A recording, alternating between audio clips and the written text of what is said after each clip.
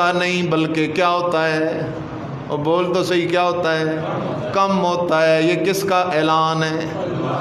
تیسری سزا فرمایا او لوگو، جو لوگ سود کا معاملہ کرتے ہیں، سود سے باز نہیں آتے، سن لیں فَإِن لَّمْ تَفْعَلُوا فَأْذَنُوا بِحَرْبٍ مِّنَ اللَّهِ وَرَسُولِهِ، اگر تم سود سے باز نہیں آتے، فَأْذَنُوا تو تیار ہو جاؤ۔ کس کے لیے تیار ہو جائیں؟ اللہ اکبر، خیال کر، فَأْذَنُوا تیار ہو جاؤ، بِحَرْبٍ بڑی لڑائی کے لیے۔ کس سے لڑائی لڑنی ہے؟ فرمایا سود خورا ظالمہ، فَأْذَنُوا بِحَرْبٍ مِّنَ اللَّهِ وَرَسُولِهِ، تیاری کر، تیری لڑائی اللہ کے ساتھ ہے اور اللہ کے رسول کے ساتھ ہے۔ میری بات کا جواب دو، سود خور کی لڑائی کس کے ساتھ ہے؟ کس کے ساتھ ہے؟ اللہ کے ساتھ اور اللہ کے ساتھ اور اللہ کے رسول کے ساتھ ہے۔ اور جو اللہ سے لڑائیاں لڑے، اللہ کے رسول سے لڑائیاں لڑے، بینکوں میں سود پہ پیسے رکھے، انشورنس اور بیمہ پالیسیاں کروائے، اللہ سے لڑ رہا ہے، رسول سے لڑ رہا ہے، یہ بندہ مسلمان کہلانے کے لائق نہیں ہے۔ اور جس کی اللہ سے لڑائی ہو، اللہ کے رسول سے لڑائی ہو، وہ تیرا میرا دوست اور خیر خواہ کبھی ہو نہیں سکتا۔ اس لیے خیال کرو، اس لعنت سے ہم نے خود بھی بچنا ہے اور اپنے عزیز دوست رشتہ داروں کو بھی کیا کرنا ہے؟ بچانا ہے۔ اس لیے کہ سود والا اللہ سے لڑ رہا ہے، اللہ کے رسول سے لڑ رہا ہے۔ اللہ اکبر، 3 سزائیں، چوتھی سزا اللہ کا قرآن دیکھ تو صحیح ذرا، اللہ کیا کہتے ہیں؟ وَمَنْ جَاءَهُ مَوْعِظَةٌ مِّن رَّبِّهِ فَانْتَهَىٰ فَلَهُ مَا سَلَفَ، اللہ کہتا ہے او میرا بندہ، اگر تجھے آج سے پہلے سود کی اس لعنت کا پتہ نہیں تھا، آج تو پتہ چل گیا ہے، فَانْتَهَا، باز آ جا۔ لیکن اگر میرا حکم سننے کے باوجود کہ سود حرام ہے، یہ سننے کے باوجود کہ سود کرنے والے کی لڑائی اللہ اور اللہ کے رسول کے ساتھ ہے، وَمَنْ عَادَ، پھر بھی اگر تو نے سود کا کاروبار نہ چھوڑا، انشورنس اور بیمہ پالیسی سے توبہ نہ کی، بینک کے اندر سود اور نفع پہ پیسے رکھوانے سے باز نہ آیا، عام اللہ کا اعلان سن، فَأُولَئِكَ أَصْحَابُ النَّارِ هُمْ فِيهَا خَالِدُونَ، اب بھی جو سود سے باز نہیں آئے گا یہ پکا جہنمی ہے اور جہنم میں ہمیشہ ہمیشہ کے لیے سڑتا رہے گا۔ اللہ ہم سب کو محفوظ فرمائے۔ اس لیے خیال کر، سود بہت بڑا جرم ہے۔ اللہ کے نبی کے فرامین کی طرف، آمنہ کے لال کے فرمان کی طرف صحابی کہتا ہے لعن رسول اللہ صلی اللہ علیہ وسلم، اللہ اکبر، صحابی کہتے ہیں اللہ کے رسول نے لعنت کی ہے۔ اللہ کے رسول نے کیا کی ہے؟ اور جس پہ امام الانبیاء لعنت کریں وہ کبھی بھی کامیاب نہیں ہو سکتا۔ لعن رسول اللہ صلی اللہ علیہ وسلم، اللہ کے رسول نے لعنت کی ہے کس پر؟ 4 بندوں پر۔ کتنے بندوں پر؟ نمبر 1 آکل الربا، سود کھانے والا۔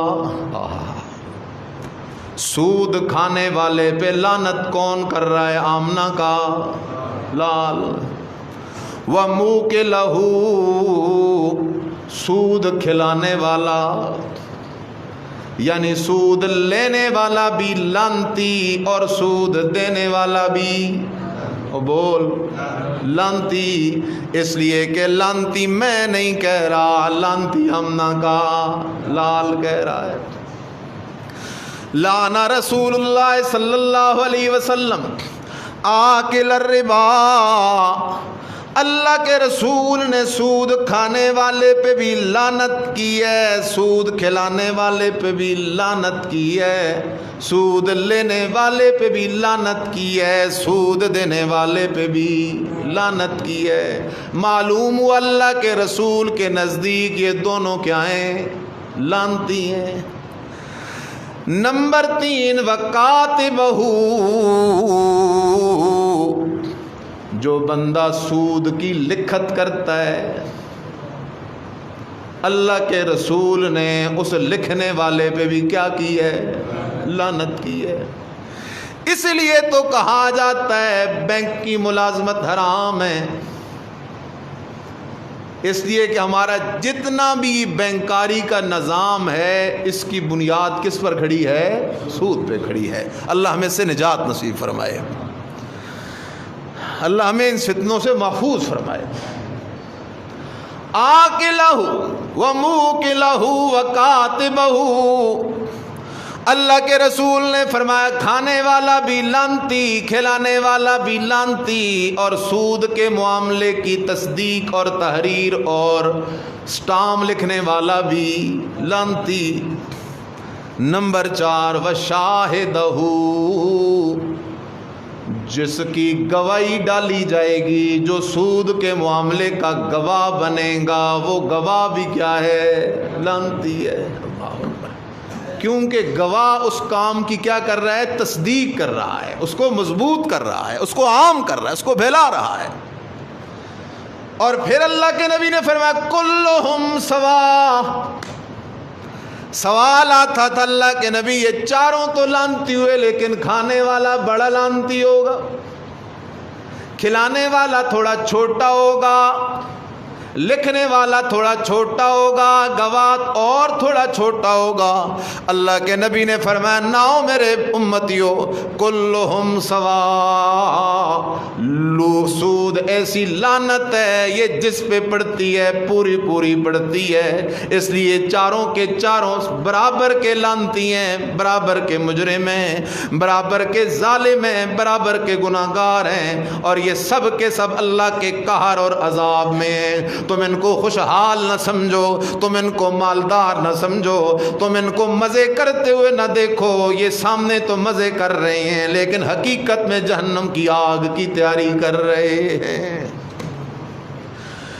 इमामुल अंबिया मुहम्मदुर रसूलुल्लाह सल्लल्लाहु अलैहि वसल्लम की अगली हदीस में जिक्र करने लगा हूँ। दिलों की खिड़कियाँ खोल ज़रा, दिल पे हाथ रख के मेरी इस बात को सुन, आमना के लाल की हदीस को सुन। आज जब उलमा सूद पे रद्द करते हैं, इन कामों पे रद्द करते हैं, हमारे मुआशरे में एक मखसूस तबका है, वो कहते हैं मौलवी हमें तरक्की नहीं करने देते। क्या कहते हैं? मौलवी हमें। जब से मेरा ये मुल्क अजीज़ मुल्क पाकिस्तान बना है, मौलवियों के पास मस्जिदें हैं, मौलवियों के पास मदरसे हैं, अल्हम्दुलिल्लाह मस्जिदें भी तरक्की कर रही हैं और मदारस भी क्या कर रहे हैं? पूरी दुनिया के लोग पाकिस्तान के मदारस में आ रहे हैं, पाकिस्तान वालों को किसी बार मदरसे में जाने की ज़रूरत नहीं। लेकिन जो चीज़ें हमने तुम्हारे हवाले की थी, तरक्की का ठेका तुमने लिया था, तुमने मुल्क को तरक्की की बजाय बिल्कुल तबाह करके रख दिया है। इसलिए तुम तरक्की तलाश करते हो यहूद और नसारा के नक्शे कदम में, अल्लाह ने तरक्की रखी है मुहम्मदुर रसूलुल्लाह सल्लल्लाहु अलैहि वसल्लम के तरीके में। जब तक आमना के लाल की पैरवी नहीं की जाएगी, जब तक कुरान और सुन्नत के मनहज, दस्तूर और कानून पे नहीं चला जाएगा, मुसलमान इससे ज़्यादा ज़लील और रुसवा तो हो सकता है लेकिन तरक्की कभी भी नहीं कर सकता। बुनियाद ये है। آج دیکھو جب نیا حکمران آتا ہے تو قرضے بڑھ رہے نہیں بڑھ رہے؟ آج ہم پاکستانیوں کا بچہ پیدا ہوتا ہے، پیدا ہوتے ہی کیا ہے وہ مقروض ہے، پیدا ہوتے ہی وہ کیا ہے؟ کیوں؟ یہ ساری تباہ کاریاں سودی نظام کی ہیں۔ آئے روز سود پہ قرضے لو، ورلڈ بینک سے سود پہ قرضے، فلاں سے سود پہ قرضے، پھر سود کی قسطیں اتارتے ہی اصل قرضہ ادھر ہی رہتا ہے، سود کی قسطیں ہی نہیں پوری ہوتی ہیں۔ اور الحمدللہ اللہ اس قوم کو اسلامی نظام دے دے، کوئی نیک صالح حکمران دے دے، پاکستانی قوم الحمدللہ بڑی غیرت مند قوم ہے۔ یہ اسلام اور ملک کی عزت کے لیے بھوکا رہنا پڑے تب بھی رہ سکتے ہیں، پیاسا رہنا پڑے تب بھی رہ سکتے ہیں، لیکن کاش کوئی ایسا حکمران ملتا کہ یہاں اللہ کا قرآن اور نبی کا قانون اور نظام زندہ ہوتا، پھر دنیا دیکھتی جس طرح نبی علیہ السلام نے کفریہ نظام کے مقابلے میں مدینے میں ایک اسلامی نظام کو کھڑا کیا، اور وہ اسلامی نظام ایسے پھیلا، ایک وقت آیا کہ پوری دنیا پر مسلمانوں کا دبدبہ اور کنٹرول چل رہا تھا، اس لیے کہ انہوں نے قرآن و سنت کو اپنا رہبر اور رہنما مان لیا تھا۔ اس سودی نظام نے تو برباد کر دیا ہے۔ ہم ملک کی بات کر رہے ہیں یا تو یار دور کی بات ہے، عام ہمارے معاشرے کے اندر بھی آپ نے بڑے بڑے مالدار دیکھے ہوں گے، سود کی لعنت میں لگتے ہیں تو تباہ و برباد ہوتے ہیں نہیں ہوتے؟ کوڑی کوڑی کو بھوکے ہوتے ہیں پھر، کیوں؟ وہ سودی نظام میں لگ جاتے ہیں۔ اس لیے تانا مولوی اور مفتی کو نہ دے، اپنے آپ کو دے۔ اگلی بات مجھے ذکر کرنے لگا ہوں، آمنہ کے لال کی حدیث سن۔ نبی علیہ السلام نے فرمایا جو بندہ سود کا معاملہ کرتا ہے، سود دیتا یا لیتا ہے، سود کے معاملے میں گواہ بنتا ہے، اس نے 73 اس ظالم بندے نے 70 قسم کے گناہ کر دیے ہیں۔ کتنی قسم کے گناہ کیے ہیں؟ 73 فرمایا اس نے گویا کہ 73 گناہ کیے ہیں، یہ ایک سود 73 گناہوں کے برابر ہے۔ اور پھر نبی علیہ السلام نے فرمایا ان 73 گناہوں میں سے جو سب سے چھوٹا گناہ ہے نا، جو اس نے سود کر کے کیا ہے، وہ گناہ یہ ہے کہ ایک بندہ اپنی ماں کے ساتھ زنا کرے۔ کس کے ساتھ زنا کرے؟ اپنی ماں کے ساتھ۔ گویا کہ سودی معاملہ کرنے والا کیا کر رہا ہے؟ اپنی ماں کے ساتھ زنا کر رہا ہے۔ یہ بات میں نہیں کہہ رہا، یہ آمنہ کا لال کہہ گیا ہے۔ اس لیے آج اس بات کا عہد کر کے اٹھو، جتنے حاضرین سامعین بیٹھے ہو، اس بات کا عہد دل میں، اس بات کا عزم مصمم کر کے اٹھو۔ بھوکے مر جائیں گے، پھٹے پرانے کپڑے پہن لیں گے، ہم کئی دن بھوک میں گزار لیں گے، لیکن زندگی میں کبھی بھی سود کے اندر ملوث، ہاتھ کھڑے کر کے عہد کرو، کبھی بھی سود کے اندر ملوث نہیں ہوں گے، اس کی مخالفت کریں گے۔ اللہ اکبر۔ آخری حدیث سنا کے بس کرتا ہوں۔